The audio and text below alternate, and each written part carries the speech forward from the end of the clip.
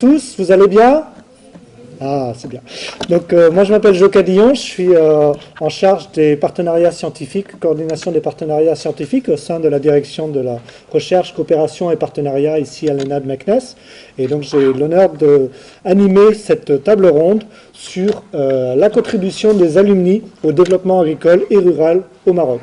Donc, l'objectif de cette table ronde est de mettre en valeur les profils de Marocains qui sont allés faire des études supérieures en France et qui reviennent travailler ici dans le secteur agricole au Maroc. Avant de commencer, je vais inviter le directeur de l'ENA de Meknès, M. Saïd Amiri, de venir prononcer son discours de bienvenue. Saïd.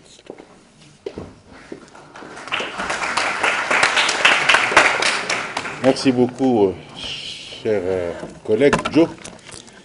Mesdames et messieurs, chers représentants du campus France et de l'Institut français de Meknès et le représentant de l'ambassade de France à Rabat, chères étudiantes, chers étudiants, distingués invités et chers alumni. C'est un honneur pour l'ENA de Meknès aujourd'hui d'accueillir aujourd'hui sur son campus cette première édition de l'événement France Alumni Spécial Agro. Donc ça veut dire qu'il y a plusieurs alumni, mais on va se focaliser juste sur les agronomes. Cette initiative, fruit d'une synergie exemplaire entre notre école, Campus France et l'Institut français de Meknès, s'inscrit dans une dynamique de coopération académique, professionnelle et humaine qui nous est chère.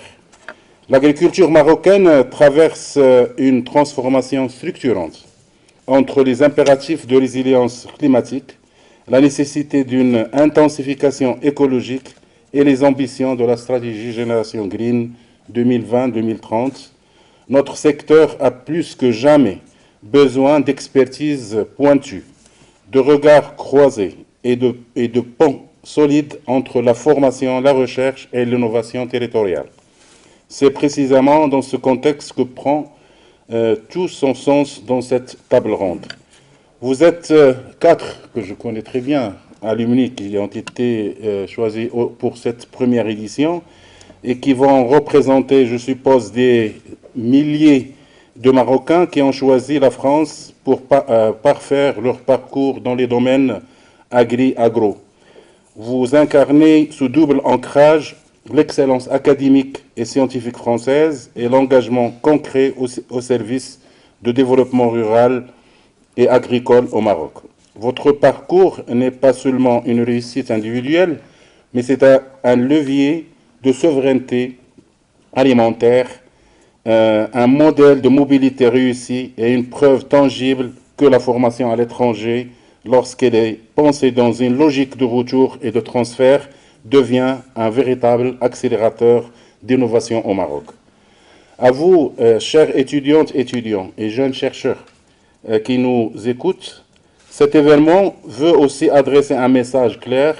La France reste une des destinations de référence pour les études supérieures en agronomie, en agroalimentaire, en sciences du sol, en gestion hydrique, en innovation agricole. Des cursus reconnus à l'échelle internationale. Une recherche de pointe, des écosystèmes d'innovation dynamique et surtout un réseau d'alumni structuré qui vous accompagne avant, pendant et après votre séjour. Étudier en France, ce n'est pas seulement accéder à un diplôme, c'est intégrer une communauté scientifique et professionnelle qui pourrait vous ouvrir des portes au Maroc comme à l'international. La table ronde qui va suivre n'est pas un simple recueil de témoignages. C'est un espace d'échange franc, de retour d'expériences concrets et de conseils pratiques. Nous parlerons de choix de formation, d'immersion professionnelle, de défis rencontrés, mais aussi et surtout de la manière dont ces compétences acquises en France se traduisent aujourd'hui en projets structurants, en initiatives entrepreneuriales et ou en politique publique au service de nos territoires. Je vous invite, chers étudiantes et étudiants, à poser des questions, à noter, à imaginer vos propres parcours. Chaque grande avancée agricole a commencé par un échange, une rencontre, un mentorat. Vous, où êtes les principaux bénéficiaires, saisissez cette opportunité. Au nom de l'École nationale d'agriculture de Meknès, je tiens à remercier chaleureusement Campus France et l'Institut français et aussi l'ambassade de France pour leur confiance, leur accompagnement institutionnel et leur vision commune de la mobilité estudiantine ou étudiante. Merci à nos 4 alumni pour leur disponibilité, leur générosité et leur engagement à partager leur parcours avec la nouvelle génération. Et je déclare officiellement ouverte cette première édition de France Alumni Spécial Agro. Et je cède la parole à notre modérateur et merci beaucoup pour votre attention.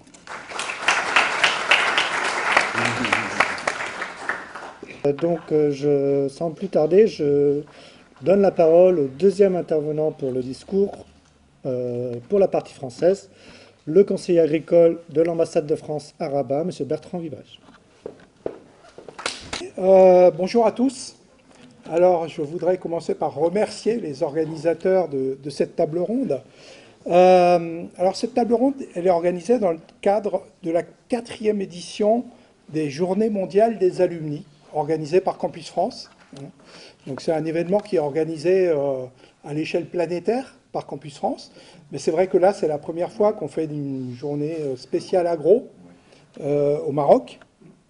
Donc c'est la 4e édition qui est sur le thème « Talent scientifique, découvrir, innover, entreprendre ». Voilà. Donc merci à l'ENA de Meknès et à l'Institut français pour leur implication forte implication dans l'organisation de cette table ronde. Alors, en préambule, ce que je voudrais souligner, c'est que nous, les Français, on n'est pas les champions du monde des associations d'anciens élèves. Il y a des pays qui sont plus forts que nous pour gérer des associations d'anciens élèves et les utiliser comme un levier professionnel. Et je pense notamment aux pays anglo-saxons. Et j'en veux pour preuve le mot alumni. Le mot alumni, en fait, c'est un mot latin, donc qui a 2000 ans d'histoire, qui, dans sa racine, fait référence au fait que les nourrissons, les petits-enfants, on les nourrit et on les élève, et donc on les nourrit spirituellement, et ça leur forge leur esprit, et les alumni, en fait, c'est devenu vraiment une référence à la culture qu'on acquiert quand on est à l'école, quand on est dans un établissement de formation. Et ce thème alumni, en fait, il n'était pas du tout utilisé en France quand j'ai fait mes études, il y a 40 ans. Il était utilisé uniquement dans le monde anglo-saxon. Hein. Et donc, quand il arrivait en France, on s'est même demandé comment il fallait le prononcer. Est-ce que c'était alumni, alumni voilà. Donc, le mot est d'origine latine. Donc, il aurait pu naturellement venir dans le français, mais il a fait un détour par le monde anglo-saxon, ce qui prouve quelque part la force des réseaux anglo-saxons d'anciens élèves. Alors, c'est vrai qu'au départ, on n'était pas les champions du monde de cette affaire, mais ce que je voudrais souligner, c'est qu'on s'est amélioré quand même depuis quelques années, et je voudrais souligner les efforts qui ont été réalisés par Campus France pour faire vivre à l'échelle mondiale le réseau des anciens élèves des établissements français. La France accueille beaucoup d'étudiants étrangers et jusqu'à une quinzaine d'années, en fait, les choses n'étaient pas très organisées pour faire vivre ces réseaux. Et donc Campus France a mis en place un certain nombre d'outils qui permettent de faire vivre ces réseaux à l'étranger, dans chacun des pays, et a mis en place notamment une plateforme Internet, la plateforme France Alumni, qui est vraiment un espace d'échange des anciens qui ont étudié à un moment de leur cursus en France. Donc ça a été un outil. Donc là, maintenant, on voit apparaître ces journées mondiales des alumni. Donc voilà, donc on progresse sur notre appropriation de cet outil que sont les réseaux d'anciens élèves. Ici, au Maroc, je vois qu'ils sont parfois très actifs. Hein. Moi, je fréquente le réseau des anciens du CIDERA et de l'école d'agriculture de Témara. Je suis invité tous les ans à leur regroupement annuel. Et donc, je vois que c'est un groupe qui vit, où les gens se retrouvent avec plaisir. Et je vois qu'ici, le concept est très, très opérant, en fait. Voilà. Un élément récent, ça a été l'ouverture aussi à Casablanca de la maison des alumni. Et donc là, il y a un groupe qui a été créé qui s'appelle l'Agri-Club, où en fait les anciens qui ont fait une formation dans la sphère agro peuvent se retrouver au niveau de la maison des alumni de Casablanca. Donc ça, je voudrais le souligner. Ils ont été notamment mobilisés pour la recherche des intervenants pour cette table ronde. Voilà. Alors, je vais laisser les intervenants principaux de la table ronde présenter tous les acquis, enfin tout ce qu'ils ont pu retirer d'une expérience de formation dans un pays qui n'est pas le leur, nous expliquer un peu ce qu'ils en ont tiré, à la fois en termes professionnels, mais aussi en termes, quelque part, de vision du monde, peut-être. Et donc ça, ils sauront le dire mieux que moi. Ce qu'il faut savoir, c'est que côté français, aujourd'hui, nous, dans les écoles d'agronomie, et d'une manière générale, dans les écoles d'ingénieurs en France, la mobilité internationale est un passage obligé des cursus de formation d'ingénieurs. Hein. On a trouvé que c'était vraiment quelque chose d'important, l'ouverture sur le monde, l'acquisition d'une expérience dans un pays autre que la France.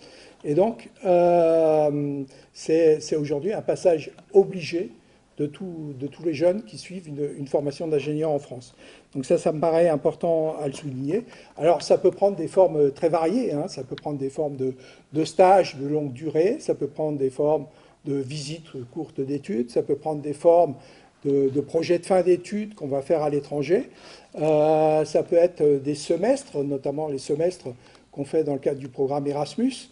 Ça peut être aller compléter sa formation par un master qui vient en complément de la formation d'ingénieur. Donc voilà, il y a des formes relativement variées. Ce qui me paraît important de souligner, c'est que aujourd'hui, pour les étudiants de l'ENA de Meknès, il y a différentes fenêtres qui sont ouvertes de possibilités de compléter sa formation. Donc, soit après sa formation d'agronome, en allant faire un master complémentaire, par exemple. Hein, il y a pas mal de jeunes qui sortent de formation d'agronome du Maroc qui vont, par exemple, à l'Institut agronomique méditerranéen de Montpellier, ou qui vont suivre d'autres masters en France. Et puis, il y a les opportunités qui commencent à s'ouvrir de faire cette période de formation à l'intérieur du cursus de formation d'ingénieur agronome, avec notamment la semestrialisation des cursus, qui permet aujourd'hui, quelque part, d'aller passer un semestre à l'étranger qui sera comptabilisé dans les acquis pour la formation au Maroc, et le montage qui est en cours à l'ENAM de double diplôme, notamment avec l'Institut Agro, donc l'Institut Agro Montpellier, et je crois aussi quelque chose dans les tuyaux avec l'Institut Agro de Dijon. Voilà. Donc il y a pas mal d'opportunités qui sont ouvertes aux jeunes de l'ENAM. Alors, pour vous donner un peu un aperçu, une image de ce que c'est que le monde de l'enseignement agronomique en France, c'est 8 écoles d'agronomie publiques sous tutelle du ministère de l'Agriculture. C'est 2 écoles d'agronomie qui sont sous tutelle du ministère de l'Enseignement supérieur et de la Recherche. C'est 5 écoles d'agronomie privées. Et au niveau des écoles vétérinaires, il y a 4 écoles vétérinaires publiques et une école vétérinaire privée maintenant. Voilà. Et puis, il y a aussi le SIAM Montpellier qui propose des masters qui sont aussi d'excellentes opportunités d'aller compléter sa formation. Le vivier des étudiants agronomes en France, il est large. Hein. Les écoles d'agronomie accueillent 17 000 étudiants. Donc c'est un espace assez large. Chaque année, en France, on forme 3500 agronomes. Hein, et on forme chaque année 640 nouveaux vétérinaires. Voilà.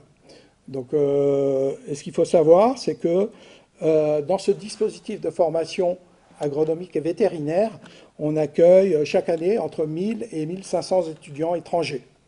Voilà, donc il y a de la place. Alors, je suis allé chercher un peu ces infos sur ChatGPT, et puis j'ai eu une surprise. Je me suis cru dans un gag de Gad Elmaleh quand j'ai interrogé ChatGPT, parce que je lui ai demandé le nombre d'étudiants des écoles d'agronomie françaises, et puis il m'a donné le nombre d'étudiants dans les écoles d'agronomie. Après, je lui ai demandé le nombre d'étudiants étrangers. Il m'a donné le nombre d'étudiants étrangers, une fourchette, hein, entre 1000 et 1500. Et tout seul, il m'a dit « Et tu veux savoir le nombre de Marocains ?» La question a été posée au Maroc. Voilà. Mais j'ai trouvé ça assez incroyable, ce que permet aujourd'hui de faire l'intelligence artificielle. Et donc il m'a dit, on n'est pas très sûr, parce qu'en France, on n'aime pas trop les statistiques par nationalité, etc. On est dans une culture un peu égalitaire, où on cherche à gommer un peu l'origine des gens. Néanmoins, il m'a dit qu'à AgroParisTech, il devait y avoir entre 20 et 50 Marocains par an, qu'à l'Institut Agro Montpellier, il y en aurait 30 à 70 par an, qu'à Rennes-Angers, il y aurait 15 à 40 Marocains par an, etc. Voilà. Donc c'est pour vous donner des petits ordres de grandeur, hein, et pour vous dire que c'est pas anecdotique, hein, la présence des étudiants marocains dans le dispositif français d'enseignement supérieur. Voilà. Et puis, ce qui est important aussi, c'est tout ce qui peut se faire pour ceux qui souhaitent poursuivre en thèse, puisqu'on a un dispositif de recherche agronomique en France qui est très développé. L'INRAE, donc notre institut de recherche agronomique, en gros, c'est 12 000 personnes, hein, qui travaillent à l'INRAE. Le CIRAD, c'est 1750 personnes. Donc voilà, donc tout ça, ça fait un vivier de laboratoires qui permet aussi d'offrir beaucoup d'opportunités de thèse, soit thèse complètement en France, soit thèse en co-tutelle. Hein. On cherche beaucoup à développer les thèses en co-tutelle. Et donc voilà, ça aussi, c'est une opportunité très, très importante. Voilà. Je vous remercie. Merci beaucoup Bertrand. Et donc sans plus attendre, on va maintenant commencer la table ronde. Donc j'invite les 4 intervenants à venir un par un, monter par là-bas, et puis quand je vous appelle. Alors d'abord, numéro 1, monsieur Anis Bouftas, s'il vous plaît. Donc, si vous pouvez venir vous asseoir jusqu'ici au bout. Donc, Anis Bouftas, vous êtes directeur des opérations à Promagri Maroc, qui est une entreprise de distribution d'intrants. Puis, monsieur Yassine Rardi. Yassine Rardi, il est enseignant-chercheur en irrigation ici à l'ENAD Meknes. Ensuite, on a madame Asmeh Kassimi Alaoui, s'il vous plaît. Sous vos applaudissements, madame Kassimi Alaoui, elle est ingénieure, elle travaille à la direction des entreprises publiques et de privatisation au ministère de l'économie et des finances. Et enfin, monsieur Hamza Messaoud, s'il vous plaît. Monsieur Hamza Messaoud, vous faites plein de choses. Vous êtes DG de la société Olivine, vous êtes secrétaire général adjoint du pôle de compétitivité Agrinova, juste derrière nous ici à l'ENAD Meknes. Vous êtes vice-président de Maroc Bio, l'association des producteurs marocains bio, et président de l'association régionale Fès Meknes des producteurs bio. Donc voilà nos 4 intervenants. Je vais les rejoindre pour commencer cette table ronde.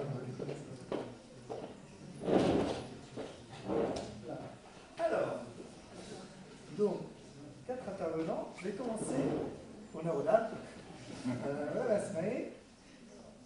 Pour vous, quel est le défi le plus important à relever pour l'agriculture et le développement rural ici au Maroc? D'accord.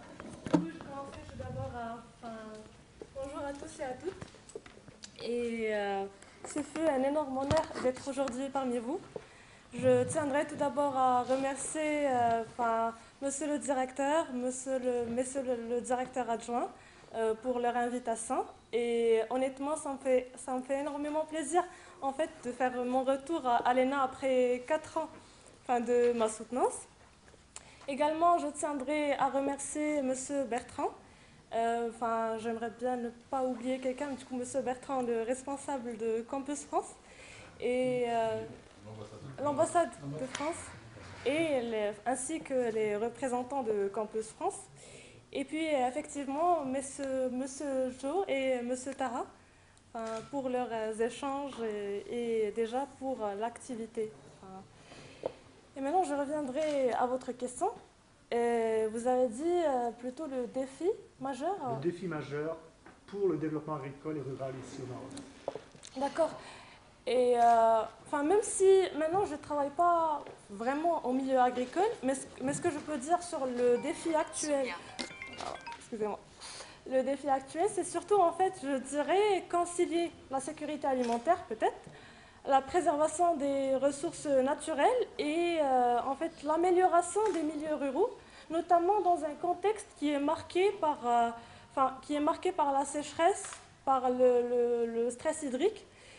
Et je dirais que le Maroc, il peut en fait améliorer l'efficience de son agriculture, notamment par l'utilisation de l'eau et peut-être améliorer, ou je dirais, améliorer les opportunités dans les milieux ruraux. Et j'espère que j'ai pu répondre à votre question. C'est très bien, merci. Je passe à côté. Yacine, donc toi tu es ici enseignant en irrigation. Asmae a parlé du défi de l'irrigation et de la gestion de l'eau. Est-ce que tu es d'accord avec elle sur cette thématique comme grand défi pour l'agriculture ou est-ce que tu vois autre chose? Oui, complètement. Je vois que déjà, on est dans le domaine de l'agriculture. On peut dire aussi que l'agriculture, c'est le premier consommateur en eau à l'échelle de tout pays. C'est un peu le chiffre de 70 à 80%. C'est un peu comme partout dans le monde. Ça veut dire que l'agriculture est le premier consommateur. Et actuellement, on fait face à plusieurs défis. On a par exemple le cas marocain, c'est le cas des changements climatiques. On passe, heureusement, cette année, on vient d'avoir une année très très humide avec beaucoup de pluie, heureusement, alhamdoulilah. Mais on a traversé 6 ans à 7 ans de sécheresse qui était complètement difficile. Et l'un des défis, c'est arriver vraiment à équilibrer entre ces grandes variations, ces grands changements, et basculer d'un contexte de stress vers un contexte d'abondance. Et ça, c'est là les défis. Ça veut dire qu'il y a des demandes pour l'agriculture et pour tout autre usage qui sont constants et peut-être croissants aussi. Et il y a une offre qui est complètement, qu'on peut dire, aléatoire, qui change d'une année à l'autre. Il faut savoir et puis arriver à concilier entre eux et réaliser aussi des équilibres entre l'offre et la demande qui connaît des grands déséquilibres. D'accord. Donc, déséquilibre de l'offre et de la demande en ressources naturelles. Ouais. Oui. Anis, vous êtes donc distributeur d'intrants pour le secteur agricole. Est-ce que vous êtes d'accord avec cette vision du problème principal étant les ressources naturelles, ou est-ce que vous avez une autre idée du grand défi à relever pour l'agriculture marocaine? Bonjour à tous. Je voudrais aussi à mon tour remercier le directeur, M. Amélie, pour l'invitation, M. Joe et toutes les personnes qui ont participé à mettre en œuvre cet événement. Bien sûr, je suis tout à fait d'accord avec mes confrères. L'agriculture au Maroc est un enjeu, est un secteur principal aujourd'hui, comme on le sait tous. Et le Maroc doit continuer à œuvrer pour améliorer l'agriculture, pour suivre le virage de la transition écologique et continuer d'apporter des solutions pérennes et durables, que ce soit en matière d'intrants agricoles, en matière de disponibilité d'eau, et continuer aussi à permettre à l'agriculteur d'avoir accès à ces solutions, d'avoir accès à des produits, à des solutions qui suivent ce qui se passe dans le monde et ne plus considérer l'agriculteur marocain comme un agriculteur d'un pays en voie de développement, mais qui est aujourd'hui un agriculteur qui est connecté, qui sait ce qui se passe, et donc pouvoir l'accompagner et le suivre afin qu'il puisse répondre à ses exigences et pour pouvoir atteindre ses objectifs de rendement, de mettre des produits sur le marché. Je parle des deux catégories d'agriculteurs, ceux qui produisent des produits locaux et ceux aussi des agriculteurs qui font de l'export. Donc oui, je suis tout à fait d'accord et il faut les accompagner, les suivre. Aujourd'hui, le Maroc est la première puissance agricole en Afrique. Et pour vous, M. Hamza, quel serait le défi du développement agricole ou rural ici au Maroc, le défi principal? Merci. Alors d'abord, je tiens à vous remercier pour la qualité de l'événement que vous organisez, pour l'invitation.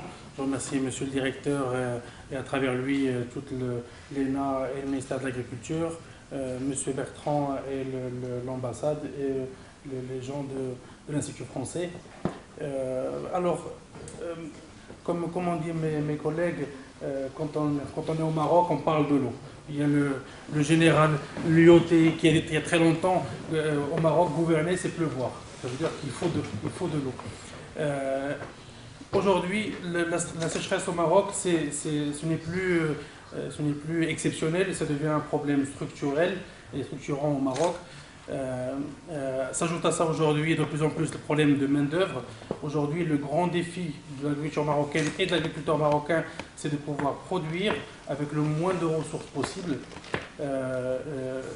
C'est un vrai défi, c'est un problème, mais c'est aussi une opportunité aujourd'hui. On est dans un cadre universitaire, c'est une opportunité pour nous. On se considère quand même qu'on est encore jeune, mais aussi pour les gens qui sont encore plus jeunes. C'est des opportunités de pouvoir trouver des solutions, travailler sur des solutions. Les solutions sont marocaines. Aller chercher la compétence ailleurs, donc pour nous aujourd'hui, pour le chercher dans le système français, est une réelle solution.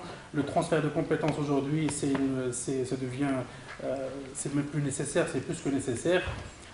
Dans un sens comme dans l'autre, on aura peut-être l'occasion d'en parler tout à l'heure. Je travaille aujourd'hui sur un projet de transfert de compétences sur l'olivier du Maroc vers la France. Donc avec les difficultés que nous rencontrons de sécheresse et de changement climatique. Donc aujourd'hui, il y a des régions dans le sud de la France qui sont demandeurs de nos compétences. Donc voilà, donc c'est un défi, en plus des défis que le Maroc va avoir dans les 4 ou 6 prochaines années. Une de ces défis-là, c'est la Coupe du Monde, où je pense que l'agriculture marocaine ainsi que l'agroalimentaire vont jouer un rôle aussi dedans. Donc voilà, donc je pense qu'il y a beaucoup de défis, mais c'est surtout des opportunités. Merci. Donc on a parlé gestion des ressources naturelles et principalement gestion de l'eau. Trouver des intrants qui sont adaptés au profil de l'agriculteur et de ses objectifs, et un défi également de compétences, des ressources humaines pour accompagner ce développement agricole. Et donc, Hamza, je continue avec vous. Quelle est votre contribution actuelle en fait pour relever ces différents défis? Bon, alors, comme vous avez dit tout à l'heure pour la présentation, j'ai beaucoup de casquettes. Aujourd'hui, j'en ai utilisé 2, surtout celle je suis aujourd'hui aussi le directeur technique des conserves de Meknes Aïcha, qui est une grande boîte marocaine, Meknessi, spécialisée surtout dans le concentré de tomates, les confitures, l'huile d'olive et d'autres produits dérivés de la tomate. Et aussi la deuxième casquette, qui est la casquette associative, interprofession, fédération. Aujourd'hui, moi j'essaie dans mon quotidien, d'abord j'essaie de m'entourer le plus possible de jeunes, sans oublier quand même que l'expérience de nos aînés est primordiale et essentielle pour avoir l'histoire.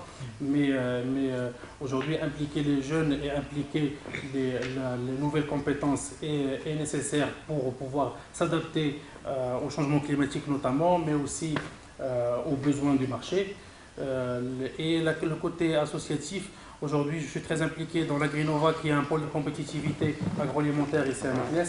Nous bénéficions d'une structure qui a été en partie financée par le ministère de l'Agriculture marocaine et qui permet qui nous a permis aujourd'hui de mettre en place une halle technologique. Et donc ça, c'est dans le but justement de développer la recherche et de pouvoir mettre en fait à la disposition des startups, des jeunes investisseurs, mais aussi des investisseurs qui sont bien installés, de pouvoir faire des essais, tester de nouveaux produits. Nous avons travaillé notamment sur le carobier, qui est aussi aujourd'hui une culture et qui est de plus en plus installée au Maroc pour sa résistance à la sécheresse. On travaille sur beaucoup d'autres produits comme ça, mais aussi je parle aussi des interprofessions Maroc Bio.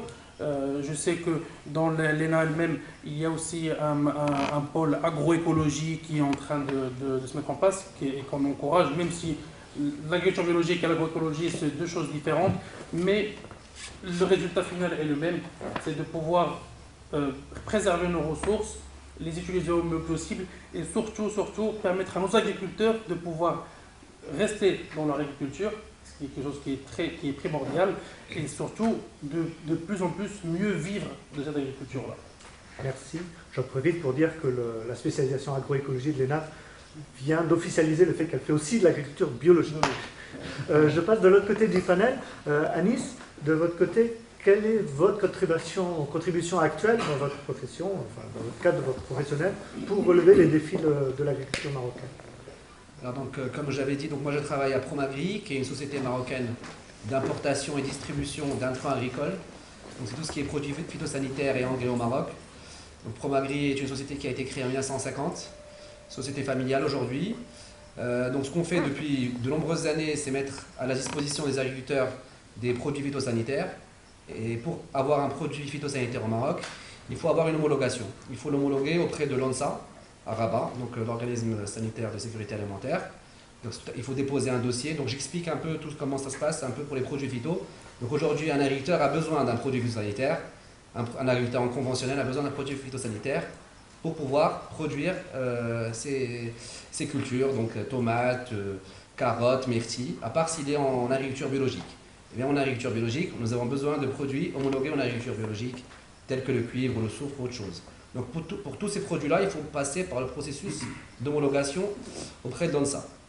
L'ONSA, aujourd'hui, depuis ces 10 dernières années, il y a un processus de jumelage avec l'Europe, et plus précisément avec la France. Donc quand un produit est supprimé de l'Union européenne ou de la France, 2 à 3 ans après, il est retiré de l'agriculteur marocain. Donc son homologation est retirée au Maroc aussi. Donc aujourd'hui, nous, en tant que société marocaine, on se doit de trouver des remplaçants, des produits remplaçants, des produits biologiques. Parce qu'en général, les produits qui sont retirés, ce sera des produits principalement très chimiques, avec forcément un danger pour l'environnement. Donc notre objectif, c'est de permettre le renouvellement de la gamme des produits phytosanitaires au Maroc, en homologuant et en mettant sur le marché marocain des produits plus soft, plus neutres, des produits biologiques. Et c'est un très grand challenge. Donc on œuvre avec nos fournisseurs étrangers pour chercher ces produits-là, donc des produits à base de bactéries, à base de champignons, à base d'extraits naturels de plantes. Donc il y a tout un nouveau marché qui est en train de se débloquer. Et donc nous travaillons sur ça pour trouver des produits corrects qui marchent au Maroc, que l'agriculteur puisse acheter, afin de les homologuer et pouvoir les mettre à disposition d'agriculteurs marocains.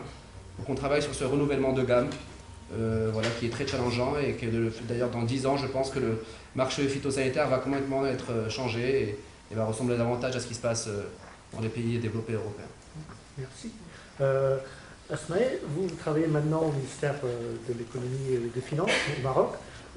En quoi est-ce que vous êtes toujours en lien avec la communauté agro et pour essayer de relever ces défis du développement agricole? Oui, d'accord. Et du coup, oui, comme vous avez dit, normalement, moi, je travaille actuellement au ministère des Finances à Rabat. Du coup, je me suis un peu éloignée du milieu agricole, au moins d'une manière directe. Parce que là, si vous voulez, en fait, on travaille d'une manière indirecte.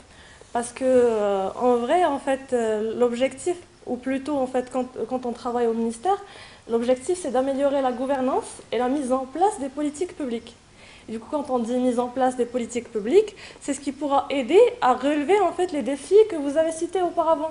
Tout ce qui est en fait des politiques publiques. Et du coup, l'idée c'est ça. En vrai, je travaille en fait, c'est vrai que je travaille sur des dossiers qui n'ont aucun lien avec l'agro, mais je travaille également, par exemple, aujourd'hui même, la matinée avant de venir, en fait, j'étais amenée à travailler sur un dossier des ABH. enfin, les agences des bassins hydrauliques. Du coup, en fait, on s'est réunis avec eux, etc. Et donc, oui, en fait, je travaille sur le milieu avec le monde agricole, mais pas d'une manière directe. Ouais, c'est ce que je pourrais dire. Merci.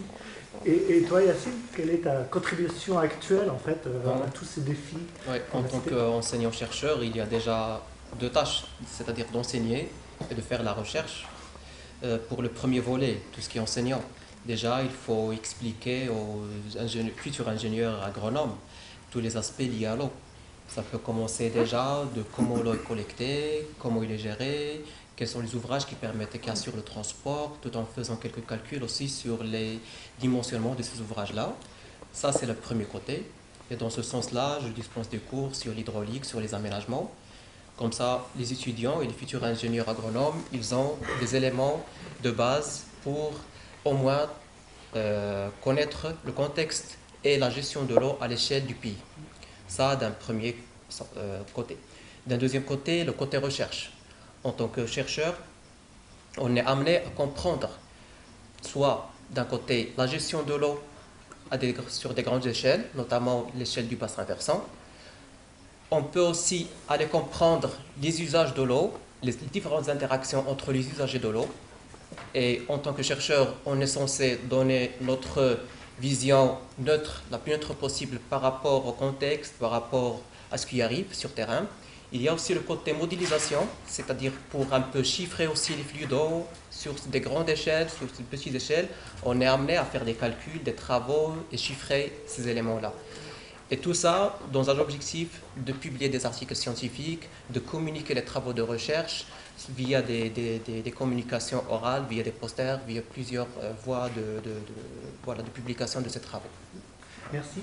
Je reste avec toi, Yacine. Donc, je reviens maintenant sur ton parcours de formation. Toi, tu es ingénieur d'État du génie rural de l'IAV Hassan II à Rabat. Et tu as poursuivi tes études en France avec un master en sciences de l'eau à l'Institut national des sciences appliquées de Rennes. Et ensuite, tu as continué avec un doctorat, même un double doctorat en sciences de l'eau, parce que c'était une co-tutelle entre l'IAV Hassan II à Rabat et l'Institut agro de Montpellier. Et donc, en fait, ma question, c'est pourquoi est-ce que tu allais faire des études supérieures en France dans le domaine agro? Bon, c'est une question, il faut remonter peut-être à 2019 ou bien 2018 lorsque j'ai obtenu mon diplôme d'ingénieur en génie rural. C'était aussi l'idée d'aller s'ouvrir et voir les autres contextes, notamment le contexte français, vu la proximité déjà, vu aussi le côté langue, ça veut dire que ça ne va pas poser des difficultés au départ, et aussi pour découvrir ce contexte, comme je viens de dire, et de voir d'autres expériences, et d'aller aussi avoir un master qui pourrait aussi améliorer ma formation et pour plutôt se spécialiser beaucoup plus dans les sciences de l'eau. Parce que aussi lors de la formation de génie rural, c'était assez large, on a vu pas mal de choses. Et l'idée, c'était d'aller de spécialiser dans les sciences de l'eau. Ça d'un côté, et puis il y avait l'offre de doctorat, et puis que j'ai pu continuer, et puis j'ai obtenu ma double diplomation entre les deux institutions, entre les deux instituts. Alors, la première motivation, comme je viens de dire, c'est d'aller renforcer ma formation de base, aller se spécialiser sur un aspect bien défini qui est les sciences de l'eau. Et ensuite, comme je dis, j'ai profité aussi de tout un réseau qui existait entre les instituts d'agronomie, l'Institut agronomique et même ici à l'ENA, et avec tout un réseau de chercheurs des deux rives de la Méditerranée. On peut dire aussi qu'il y a des liens historiques entre l'Institut agro de Montpellier et les instituts liés avec Hassan II et l'ENA, ce qui m'a facilité aussi toute cette intégration et le déroulement de ma thèse dans un cadre où il y a déjà des liens historiques entre les deux, ou bien les trois instituts de recherche. Merci. Asmaï, vous aussi, vous êtes ingénieur d'État, mais de l'ENA de Meknès. Oui. Et après, vous avez choisi d'aller également en France pour un master international en économie de l'environnement, de l'énergie et du développement territorial, qui est délivré par trois instituts en France, à Montpellier, l'Université de Montpellier, l'Institut agro Montpellier et le Centre international des hautes études agronomiques méditerranéennes, Institut agronomique Méditerranée de Montpellier, plus connu sous le nom de CIAM-IA. Et donc, même question, pourquoi est-ce que vous avez choisi d'aller en France pour continuer vos études supérieures? Ouais. du coup, pour répondre à votre question, je dirais que je vais m'inspirer des deux mots, en fait, de M. Amiri et de M. Bertrand. Parce que M. Amiri, au début, il avait dit comme quoi que c'est vrai, en fait, que c'est un moteur d'accélération d'innovation, si je parle. C'est un moteur d'accélération d'innovation. M. Bertrand avait dit également un mot qui est très important, parce que là, en fait, en France, par exemple, ils ont commencé à obliger aux étudiants de faire une certaine mobilité internationale, que ce soit sous format d'un stage, que ce soit en fait sous format d'une année ailleurs. Du coup, je veux dire, en fait, pour moi, c'était premièrement pour la qualité de l'enseignement supérieur en France, mais c'était également pour s'ouvrir, en fait, pour s'ouvrir ou avoir une expérience à l'étranger. Et également, en fait, comme avait dit mon confrère, pour avoir un certain réseau. Du coup, en fait, le pourquoi, c'était déjà pour des raisons, effectivement, de s'ouvrir et d'avoir une expérience à l'étranger, et également pour des raisons, en fait, des raisons, je dirais, que s'ouvrir à l'étranger. Très bien. Je passe maintenant à Anis. Donc, Anis, vous avez un parcours très intéressant du point de vue français, parce que vous avez fait beaucoup de choses en France.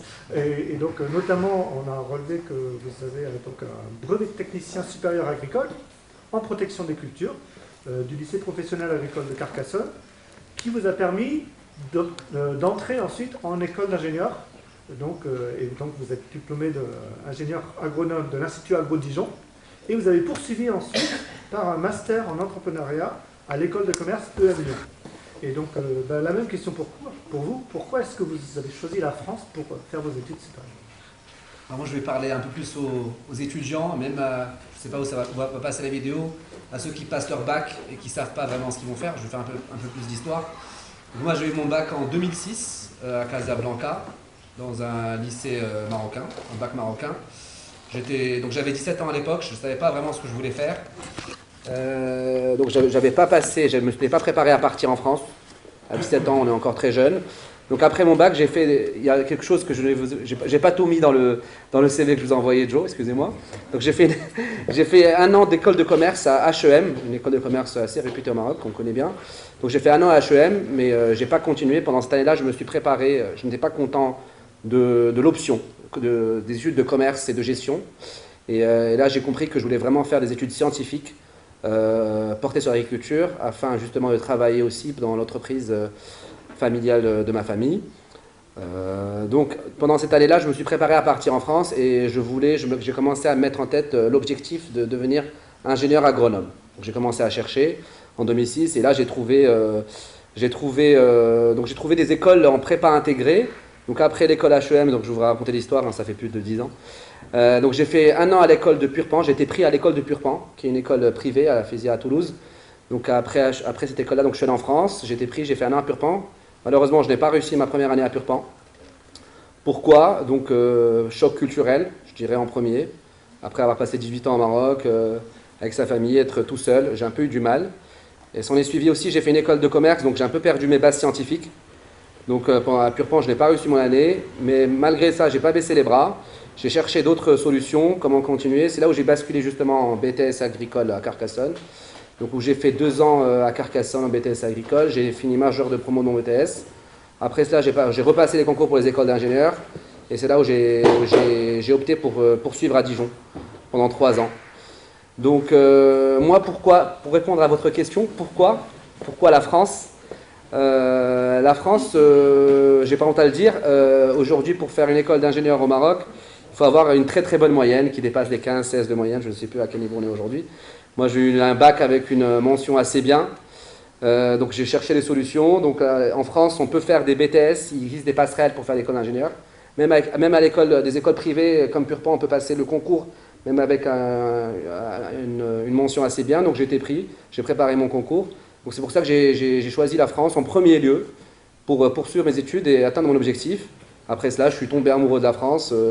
Aujourd'hui, je n'ai pas honte à le dire, j'ai une biculturalité, que ce soit française ou internationale. J'ai pu bénéficier du programme Erasmus. J'ai passé 6 mois en République tchèque lors de ma 4e année à AgroSup Dijon. Voilà, et plusieurs autres expériences. Et voilà, ce qui a fait. Et donc, Hamza, vous avez aussi une très belle histoire liées à la France. Et donc, on va voir ça. Vous avez aussi un brevet de technicien supérieur agricole, mais en viticulture œnologie. Vous allez nous en parler. À l'Institut rural d'éducation et d'orientation à Cherves-Richemont, en Charente. Dans l'ouest de la France, près de Cognac. Et ensuite, vous allez continuer par un master spécialisé pour devenir manager dirigeant de domaine viticole. Exactement. Ça, c'était à Bordeaux Sciences Agro.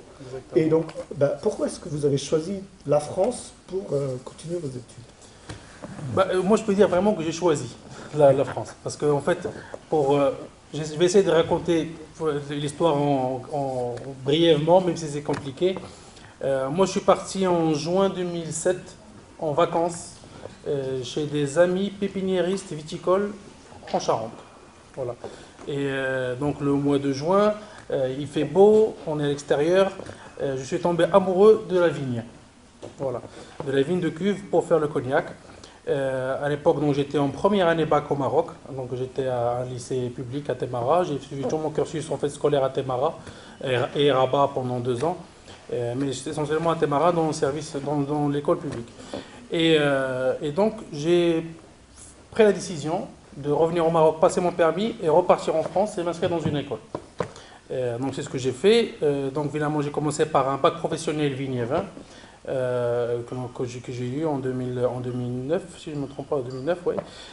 Après, donc je me suis inscrit dans un BTS dans la même école, IREO Cherves-Richemont, un BTS, on appelle BTS Axe, donc c'est gestion de domaine agricole en général. C'était plutôt en fait une transition pour moi parce que c'était dans le cadre d'une demande de visa. Parce que j'avais au début un visa élève pour pouvoir faire le bac pro, c'était avant le bac, mais après il fallait un visa étudiant parce que les formations étaient par alternance, donc apprentissage, donc il fallait être étudiant pour pouvoir travailler à mi-temps. Donc finalement, j'ai passé mon année de BTS Axe, pardon. J'ai eu mon visa, donc je me suis inscrit dans un BTS viticulture œnologie, où c'était vraiment la formation qui me plaisait énormément et qui me tenait à cœur, donc je l'ai fait. Je devais rentrer, en fait, à chaque fin d'étape, je me disais c'est la dernière et je rentre au Maroc. L'idée, dès le début, c'était de partir en France, faire cette formation-là, parce qu'en même temps, la famille ici à Meknes commençait un projet viticole, et donc je me suis dit, voilà, ils l'ont pas fait pour moi, j'ai pas fait l'étude pour ça, mais ça tombait bien. Et donc tous les ans, je me disais, bon, je rentre, mais finalement, à chaque fois, il y avait une formation intéressante qui se présentait à moi, donc je continuais. Donc après le BTS viticulture œnologie, j'avais le choix, tout à l'heure je parlais avec Céanis, j'avais le choix soit de partir à Dijon pour faire ce qu'on appelle un DNO, un diplôme national d'œnologue, soit de partir plutôt dans la gestion, dans le management. Après concertation avec la famille et surtout avec mon père, il m'a dit écoute, fais le management, c'est dont on a besoin en fait ici. Donc finalement je suis parti à Bordeaux Sciences Agro où j'ai fait un master spécialisé en gestion de grands domaines viticoles et agricoles en général. Et puis, aujourd'hui, je suis toujours en relation d'abord avec Bordeaux Sciences Agro parce que je suis en train de préparer un VAE. C'est quoi un VAE? Une validation d'acquis par l'expérience, exactement. Et je suis en train de me préparer psychologiquement et d'organiser mon temps pour pouvoir attaquer aussi un MBA. Voilà. Et aussi avec en échange en fait entre Montpellier et ici. Voilà. Encore des projets d'études supérieures. Il faut pas s'arrêter. Il faut pas s'arrêter, mais surtout moi ce que je voulais passer en fait comme message aux étudiants, c'est que peu importe en fait où on va ou quelle étude on fait, l'essentiel c'est qu'est-ce qu'on fait avec ces études là après. Donc il faut faire surtout quelque chose comme je rejoins Céanis où il ne faut pas avoir peur ni avoir honte d'arrêter quelque chose pour recommencer autre chose parce que l'essentiel après c'est qu'est-ce qu'on fait avec. Et quand on fait quelque chose qui nous tient à cœur et qu'on aime, on n'est jamais fatigué, on n'est pas lassé, on peut faire, on donne beaucoup plus en tout cas. Voilà.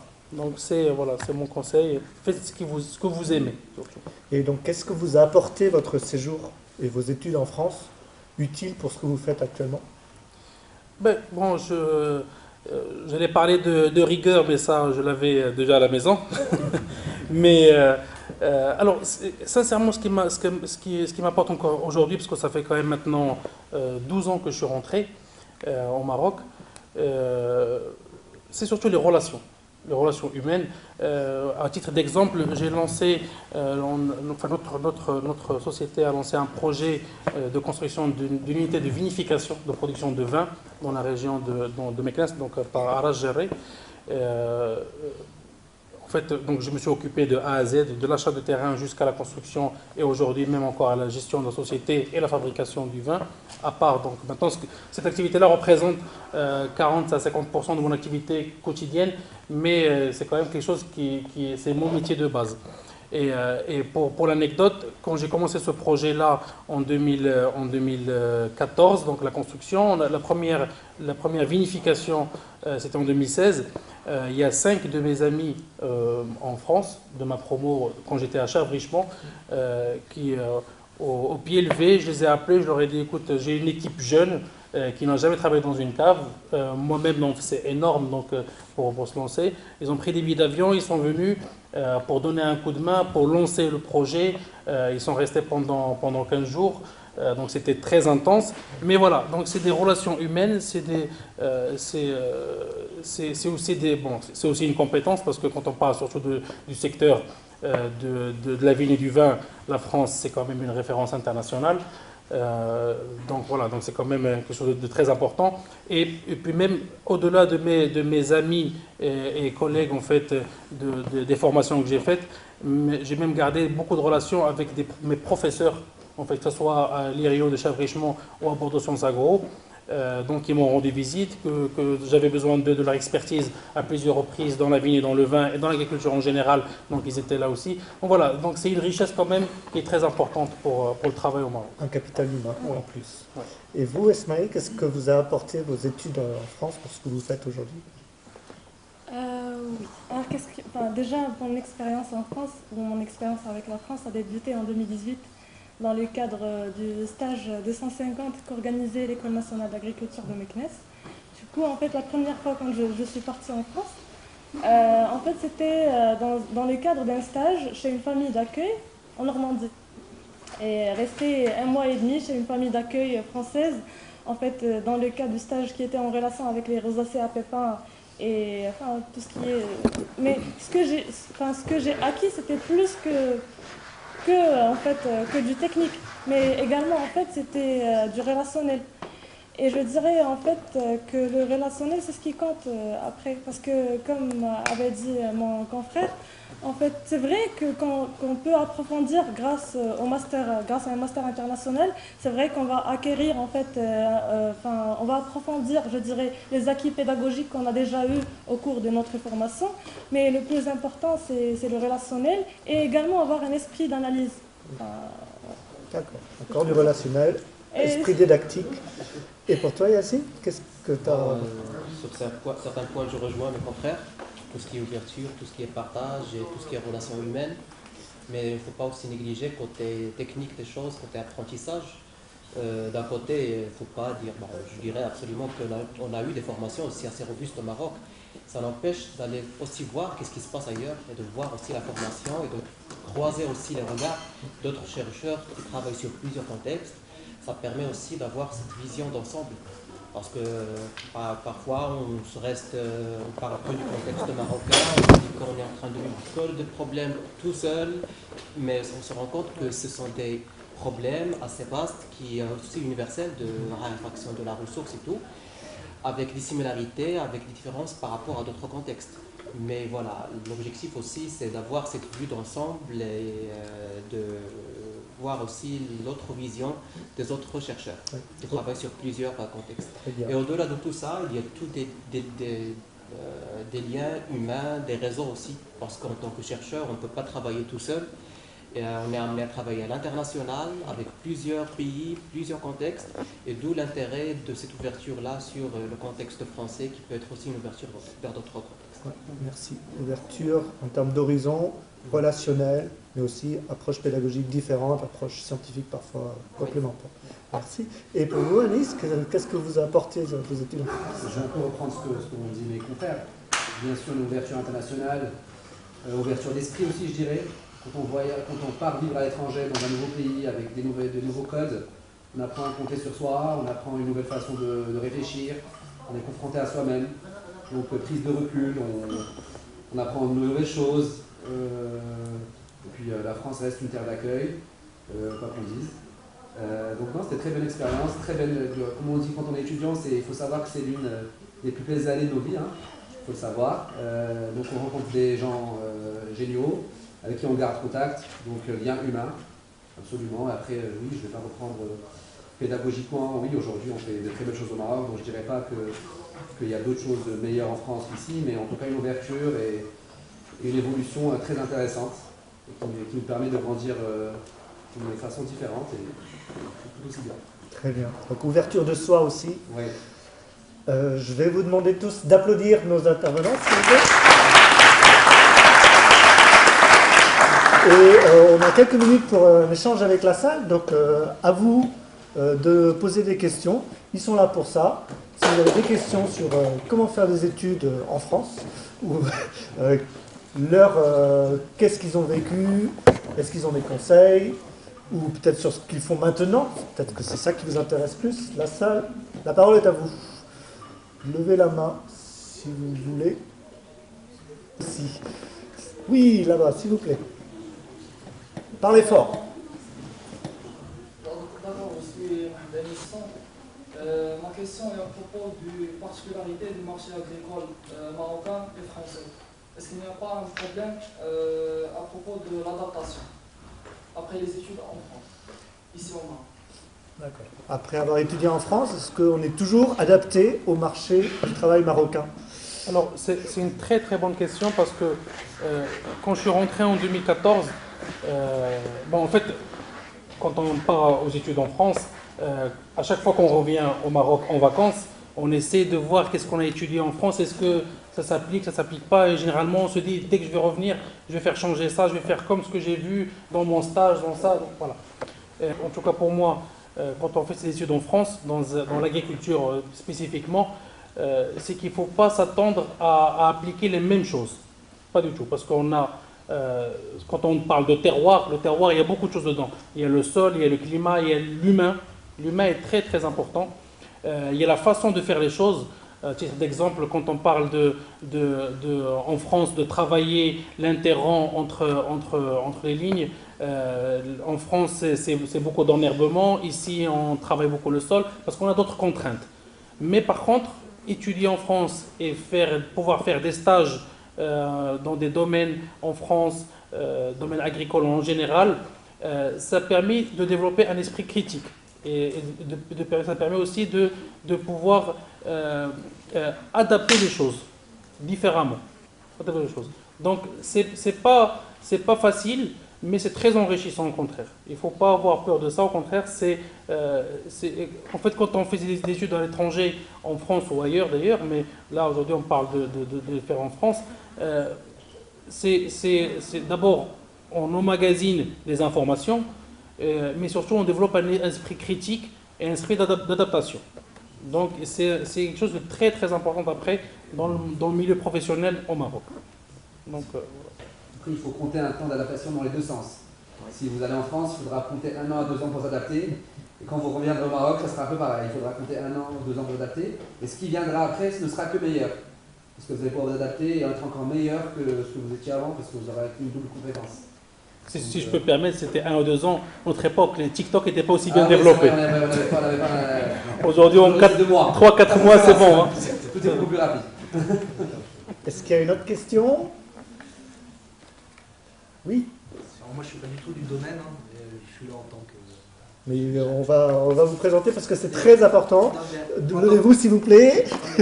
si, c'est important. Ici, on a M. Souhel Suberli, qui est le responsable de Campus France à Fès, et qui est donc à votre service tout à l'heure pour répondre à toutes vos questions sur comment organiser ses études vers la France. Exactement. Donc, je suis le responsable de Campus France. Ça me fait plaisir parce que justement ma mission c'est d'accompagner des jeunes en devenir. Je serai sûrement amené à rencontrer beaucoup d'entre vous, ou des équipes en tout cas. Et je tiens à remercier l'École nationale d'agriculture pour toute l'organisation de ce bel événement, l'Institut français de Meknes et l'ambassade de France aussi pour sa très belle présentation du panorama des études en France et du réseau France Alumni. Voilà, mais à la base, je voulais juste poser moi une question en tant que simple consommateur, voilà, parce que le sujet m'intéresse.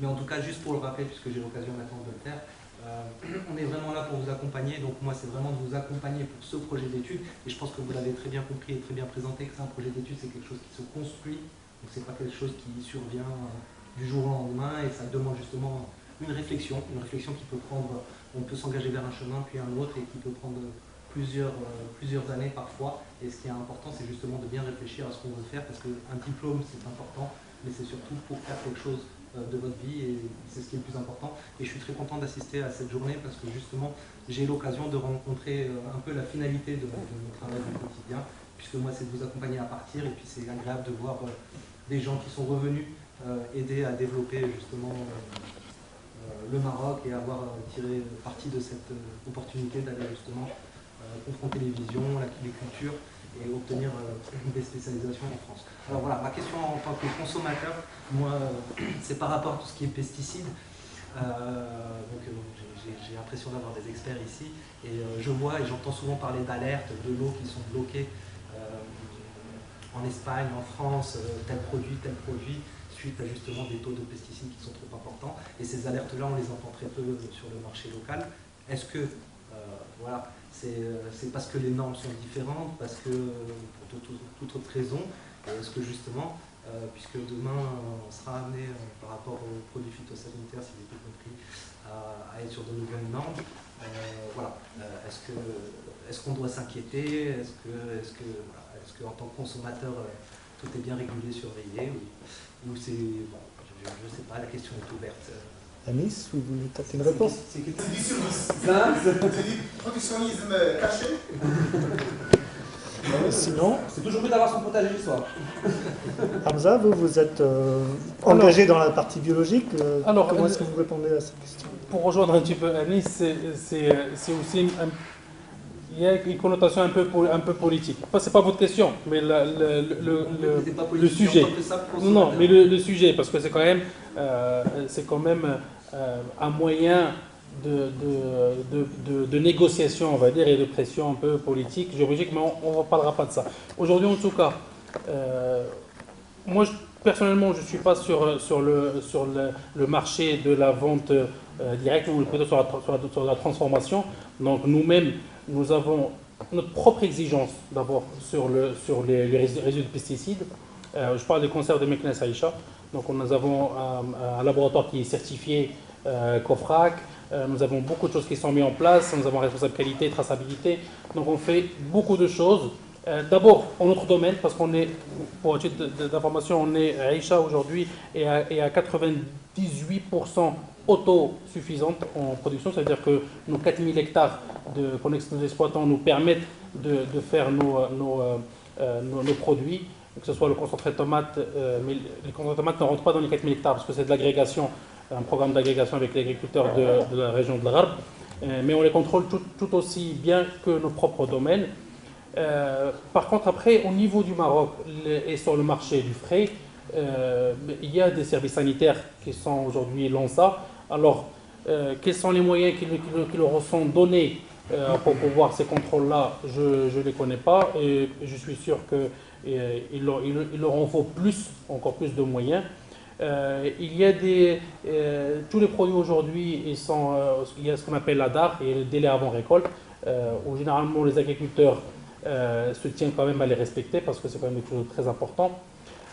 Par contre, après, au niveau des exportations, leurs exigences et leur minimum, et leur seuil minimum en fait sur les produits varient d'un marché à un autre. Quand on parle de marché russe, ce n'est pas le marché asiatique, ce n'est pas le marché européen, ce n'est pas le marché américain. Je pense que dans le contexte de l'exportation marocaine, il y a des contrats généralement entre les deux pays d'échange, il y a des contrats entre l'importateur et l'exportateur. Les contrats ne sont pas toujours respectés d'un côté comme de l'autre. Nous pouvons nous retrouver avec des oranges qui devaient partir en Russie et qui ont un seuil de tolérance de 10, qui finalement les Russes ne les prennent pas, donc on va les orienter plutôt sur un marché asiatique, que eux ils ont un seuil de 5. Voilà, donc c'est des choses, peut-être après c'est aussi un problème de communication sur ces sujets-là. ce que je remarque moi personnellement, c'est-à-dire que ce soit, c'est des choses en fait que moi, dès que je peux, je le dis aux gens du ministère de l'Agriculture, aux gens de l'ANSA, de beaucoup de choses, il faut plus de communication pour le citoyen marocain, parce que votre question, elle est tout à fait légitime, et je me la pose moi aussi, en tant que consommateur aussi. Mais moi, je pense qu'il faut être plutôt rassuré, parce que nos exigences marocaines, elles n'ont rien à envier aux exigences européennes, en tout cas. Voilà. Juste pour ajouter, j'ai vu un peu tout à l'heure, mais nous, en tant qu'implantateurs et distributeurs de produits phyto, notre rôle, c'est d'être conseiller principalement. Donc notre rôle, c'est de conseiller l'agriculteur. Pour chaque produit, il y a une dose à mettre en place. Donc, pour qu'il respecte bien la dose homologuée, qu'il ne dépasse pas la dose, et qu'il respecte aussi le délai avant récolte, qu'on ne récolte pas après avoir traité, bien sûr. Donc nous, on veille à ce que ça soit respecté, pour ne pas dépasser la limite maximale de résidus. Après, contrôler ce qui est mis sur le marché, nous, enfin, en tant qu'importateur et distributeur, c'est pas un rôle, donc on n'est pas responsable de ça. C'est pour ça que j'ai préféré pas répondre en premier lieu. Mais après, ce qui est exporté, et ce qui est sûr, c'est qu'il est davantage plus contrôlé que ce qui est vendu sur le territoire national. Il y a beaucoup plus de mesures de contrôle, mais ça ne veut rien dire. Parce qu'en Europe ou en Russie, quand ils bloquent, ils vont bloquer sur un 0,001 parce qu'il y a une limite de résidus qui va être dégradée 2-3 jours après, en fonction du moment où tu vas consommer le fruit ou le légume en soi. Parce que le produit il est dégradé sur le temps et il disparaît au bout de plusieurs jours. Donc il n'y a rien à craindre. Une dernière question peut-être? Oui, au fond là-bas, s'il vous plaît. Bonsoir, je suis là. Ma question c'est, au regard de votre expérience, un parcours académique ou professionnel en France, est-ce qu'il apporte une réelle valeur ajoutée pour un ingénieur agronome qui souhaite ajouter une valeur ou bien travailler au sein du marché marocain?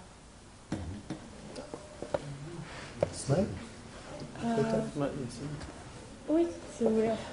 Enfin, vous avez dit si ça pense poursuivre ses études en master et revenir ou avoir en fait l'idée de revenir travailler au marché marocain.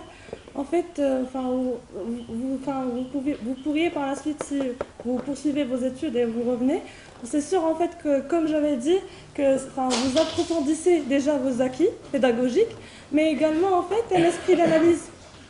Vous pourriez avoir un esprit d'analyse qui est plus critique via en fait l'expérience et surtout même en fait de voir l'expérience. Ça dépend déjà du marché, ça dépend déjà que voulez-vous faire par la suite ou le domaine que vous voulez entamer, parce que mon collègue avait dit, si vous entamez en fait travailler au milieu agricole, eh ben en fait ça pourrait avoir une réelle valeur ajoutée. Le fait de voir les expériences les expériences par exemple des agriculteurs ailleurs, ou même en fait si vous travaillez dans une entreprise française et que vous revenez travailler, j'imagine, dans l'entreprise ou dans le milieu marocain, bien évidemment il y a des différences. Notamment en fait des différences que ce soit au niveau en fait la manière dont les gens pensent, la manière en fait, les hiérarchies peut-être. Il y a bien évidemment des divergences, mais le fait de travailler ailleurs et de revenir, bien évidemment, c'est toujours en fait vous auriez une valeur ajoutée, un plus et une valeur ajoutée, et là en fait parce que vous allez avoir un background quand même ailleurs et au Maroc. Et du coup oui, j'imagine que ça peut être un plus et une très bonne expérience. Ce que je peux dire aussi, c'est certainement que c'est un plus, c'est-à-dire en termes d'ouverture, de connaissance de d'autres contextes. Et on parle de ma position en tant qu'enseignant-chercheur, je ne peux le dire que voilà, cette ouverture-là, le cas d'avoir des études en France, m'a permis de forger mes compétences de recherche d'un côté, d'ouverture aussi. Et je souligne sur le point de réseautage et d'ouverture et d'avoir des liens avec d'autres chercheurs. C'est indispensable pour un chercheur. Ça veut dire qu'il faut absolument s'ouvrir sur les autres pays, sur les autres chercheurs d'autres pays pour pouvoir être en mesure d'avoir une bonne carrière en tant qu'enseignant-chercheur. Il y a aussi, je voudrais juste rajouter un mot. Aujourd'hui, moi, en tant qu'acteur du secteur privé et employeur, pendant très longtemps en fait au Maroc, encore aujourd'hui bien sûr, nous faisons beaucoup appel aux compétences étrangères pour venir travailler au Maroc et apporter une valeur ajoutée. Aujourd'hui, les étudiants marocains, avec comme a dit Yassine, et je le rejoins à 100%, nous avons quand même une formation très très complète et de très haut niveau au Maroc, même à partir du lycée. Donc c'est vous dire quand même que la compétence marocaine qui complète ses connaissances avec une formation à l'étranger pour se spécialiser un peu plus, revenir sur le marché du travail marocain sera vraiment un plaisir, quoi. C'est un jeu. Trouver un travail est toujours beaucoup plus facile quand on a plus de valeur ajoutée. Donc voilà. Donc, au contraire, je pense qu'il ne faut pas avoir peur de couper le cordon et de partir pour mieux revenir.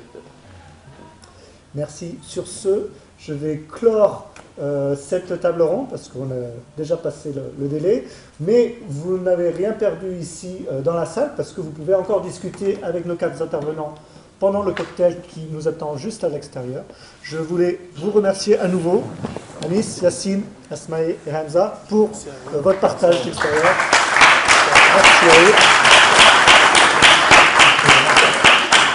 Merci à tout le monde d'avoir participé à cette table ronde. Et donc, n'oubliez pas, M. Souhail Sibervier est là pour répondre à vos questions concrètes sur organiser vos études supérieures en France, si vous avez ce plan. Merci à vous. Merci, au revoir. Merci à vous, Joe, pour l'organisation.